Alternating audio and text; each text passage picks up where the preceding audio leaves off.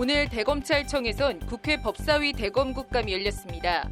국감에선 야당 의원들이 윤석열 검찰총장을 적극 옹호하고 여당에서 윤 총장을 압박하는 여야 공수가 뒤바뀐 드문 광경이 펼쳐졌습니다. 공수처 설치 법안을 두고 여야는 오늘도 가시돋친 설전을 벌였습니다. 자유한국당에서 절대 불가 입장을 거듭 천명한 가운데 더불어민주당은 한국당을 패스하고 다른 야당들과 공조해 법안을 처리하겠다는 입장을 밝혔습니다.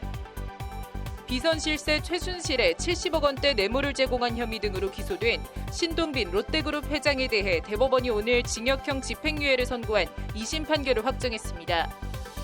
적자를 봐도 위약금 때문에 울며 겨자 먹기로 영업을 계속할 수밖에 없는 등 불공정한 편의점 업계 관행을 타파하는 법안이 국회에 발의되어 있지만 1년 2개월이 지나도록 소관 상임위 문턱조차 넘지 못하고 있습니다. 집중 취재했습니다. 10월 17일 법률방송 로투데이 시작하겠습니다. 첫 소식입니다. 법률방송에선 적자를 봐도 폐업도 못하고 울며 겨자 먹기로 계속 영업을 해야 하는 편의점 점주들의 안타까운 현실을 보도해 드렸는데요. 편의점 본사와 업주 간의 불공정한 계약, 기울어진 운동장을 바로잡을 해법은 없는지 알아봤습니다.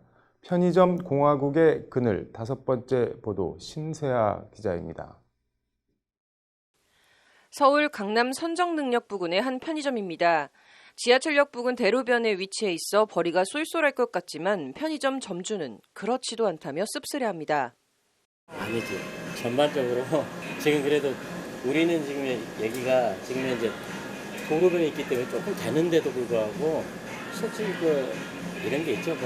본사하고의 이익 배분 관계 그런 면에서 좀 어떤 한 7대 3의 비율로 본사가 가지고 가고 그렇기 때문에 상대적으로 우리한테 떨어질 게 그렇게 많지는 않습니다.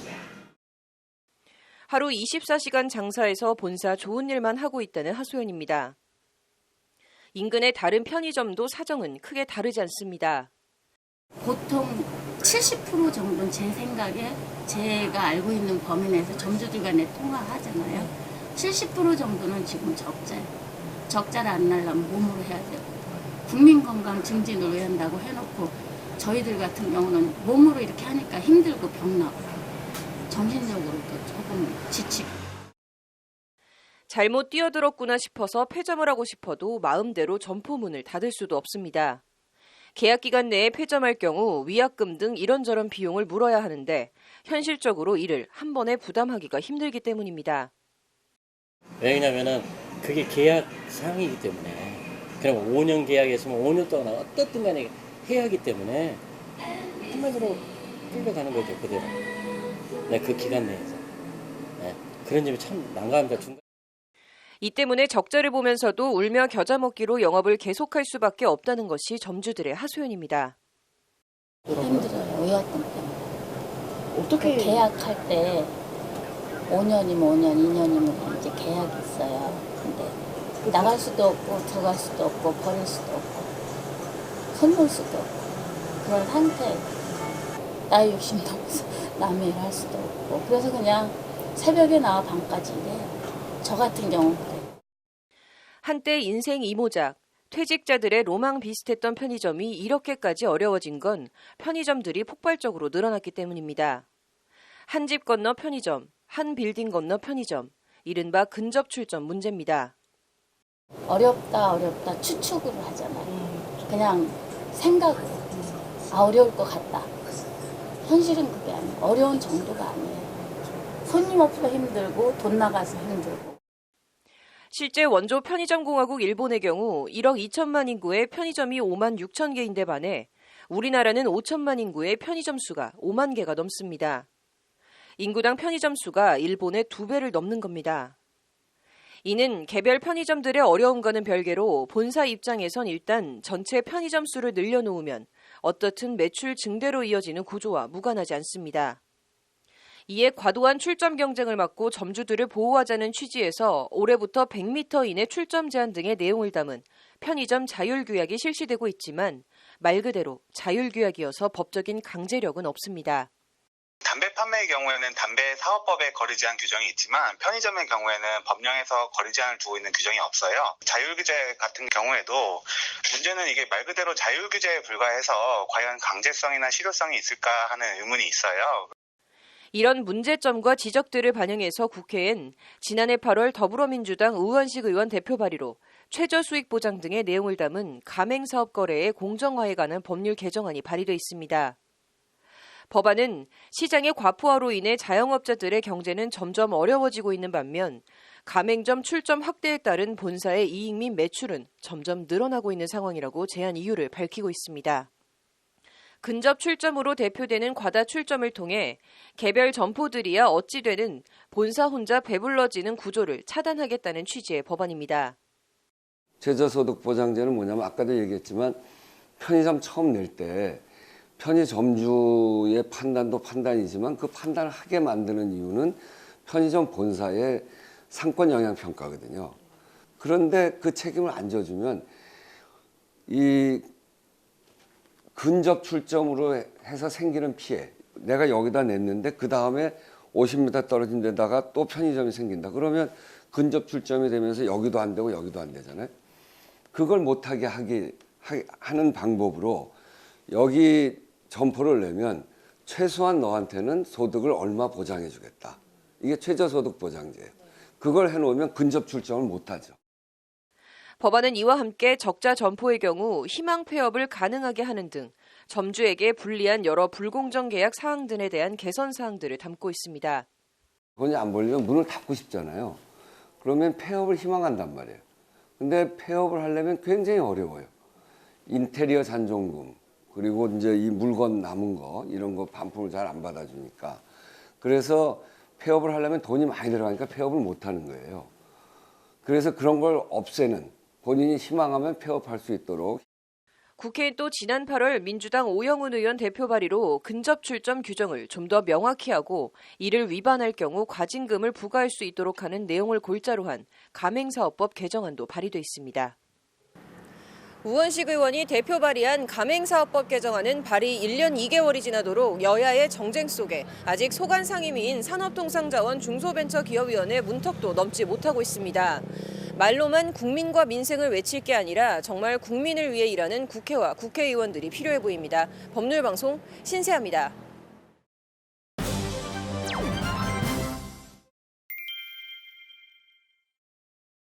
대검찰청에선 오늘 국회 법제사법위원회 국감이 진행됐습니다. 통상 특히 권력기관 국감은 야당이 창, 여당이 방패 역할을 하기 마련인데 오늘 대검 국감은 여야의 공수가 정반대로 바뀌었다고 합니다. 대검 국감 현장을 장한지 기자가 취재했습니다. 국회 국정감사를 받기 위해 나온 윤석열 검찰총장은 모두 발언에서 화두가 되고 있는 검찰개혁을 다시 강조했습니다. 검찰의 변화를 바라는 목소리가 그 어느 때보다도 크다는 것을 잘 알고 있습니다. 검찰개혁을 위한 국민의 뜻과 국민의 대의기관인 국회의 결정을 충실히 받들고 이어진 질의응답 시간. 야당인 자유한국당 의원들은 윤 총장 인사청문회 때와 달리 언제 그랬냐는 듯 우호적인 발언들을 쏟아냈습니다. 윤 총장님, 네네. 오랜만입니다. 네. 세 번째죠. 제가 두 번은 굉장히 좀 적대감을 가지고 왔어요. 쓴소리도 많이 했고 또 전투욕도 활활 타올랐고. 근데 오늘 서초동으로 오면서 짠한 생각이 들더라고요. 총장이 얼마나 힘들까. 제가 윤석열이라는 사람한테 이런 감정이 들 수 있을까라고 좀 저 스스로 놀랐습니다. 장제원 의원이 멋쩍은 웃음을 지으며 짠한 감정을 털어놓은 가운데 같은 당 이은재 의원은 조국 전 장관 열성 지지자를 뜻하는 족바, 검사를 짜장면에 비유한 검찰 춘장 같은 단어를 언급하며 윤 총장을 엄호 격려했습니다. 이른바 족바라는 지지층 사이에서는 윤석열 동반 퇴진을 주장하는 사실을 알고 계십니까? 언론 보도를 통해서 봤습니다.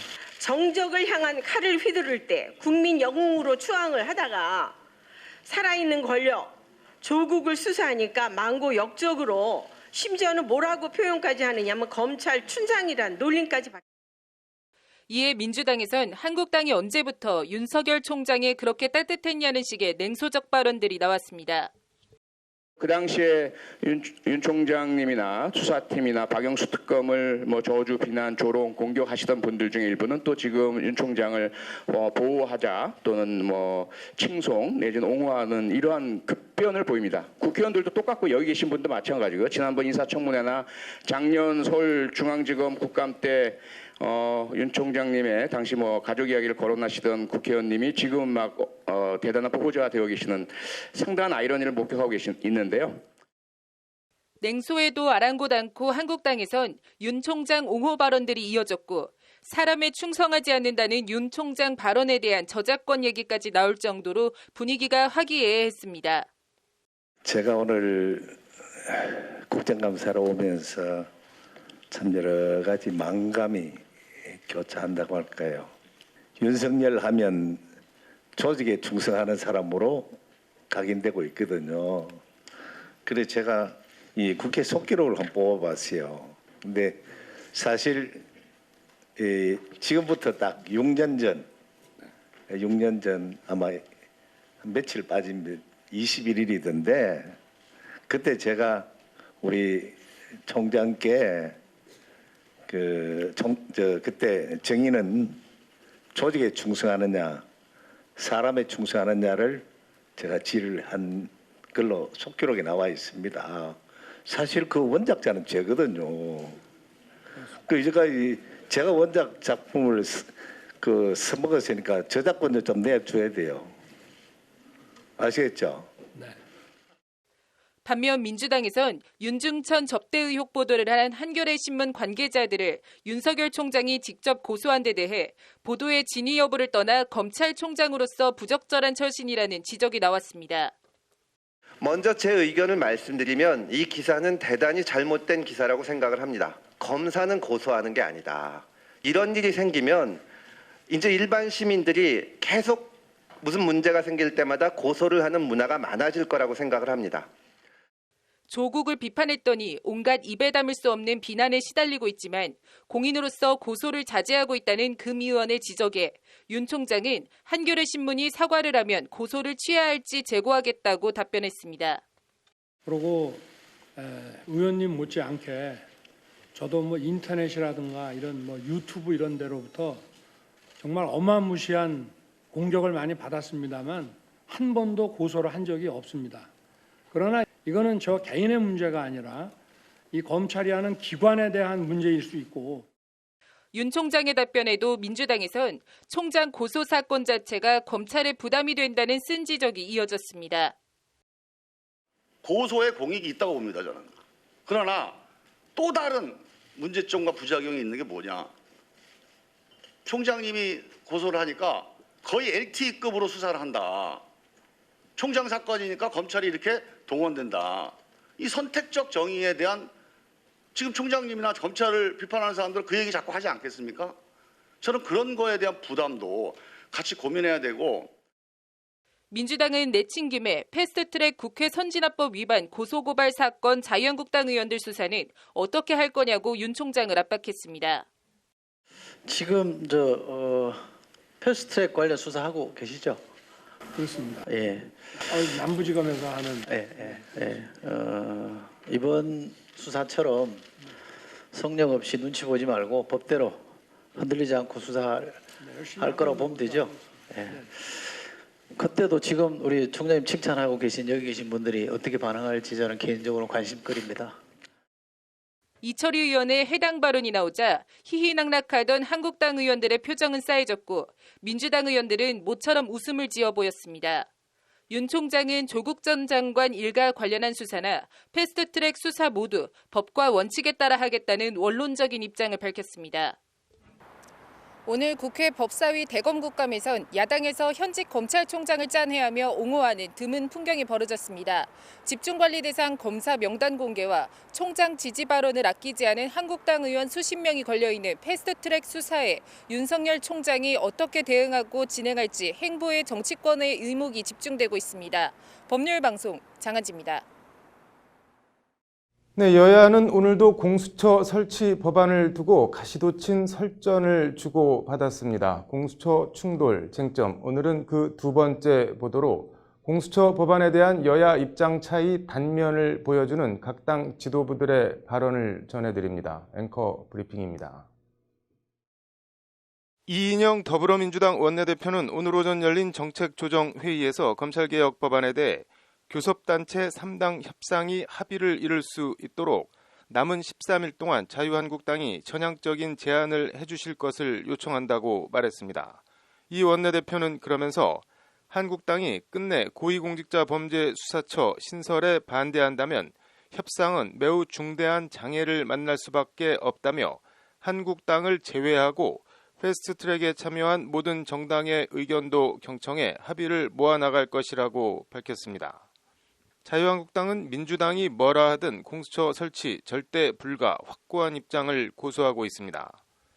황교안 한국당 대표는 오늘 오전 열린 최고위원 회의에서 문재인 게슈타포인 공수처를 만들어 친문 독재의 끝을 보려고 하는 것이라며 절대 불가 입장을 재확인했습니다.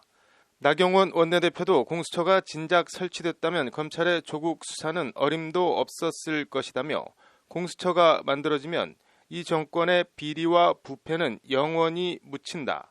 친문 무죄, 반문 유죄가 될 것이라고 말했습니다. 검찰개혁법안 통과 키를 쥔 바른미래당 오신환 원내대표는 검경 수사권 조정이 제대로 된다면 공수처는 불필요하다는 생각이라고 말해 반반 입장을 밝혔습니다. 검찰개혁법안 또 다른 플레이어인 심상정 정의당 대표는 여야 4당이 합의해야 검찰개혁 법안을 가결할 수 있다며 민주당과 바른미래당, 정의당, 민주평화당 4당 공조를 강조했습니다. 공수처 설치 법안에 대한 여야 4당의 입장과 태도가 말 그대로 각양각색, 4인 4색입니다. 사공이 많으면 배가 산으로 간다고 하는데 공수처 설치 법안이 어디로 갈지, 가기는 갈지 궁금합니다. 화투에서 판이 나가리가 되면 제일 좋은 건 그 판에서 지고 있는 사람입니다. 공수처 법안이 파2가 되면 현 시점과 상황에서 누가 제일 좋을지, 좋아할지도 궁금합니다. 앵커 브리핑이었습니다. 네, 오늘 준비한 소식은 여기까지입니다. 시청해주셔서 감사합니다.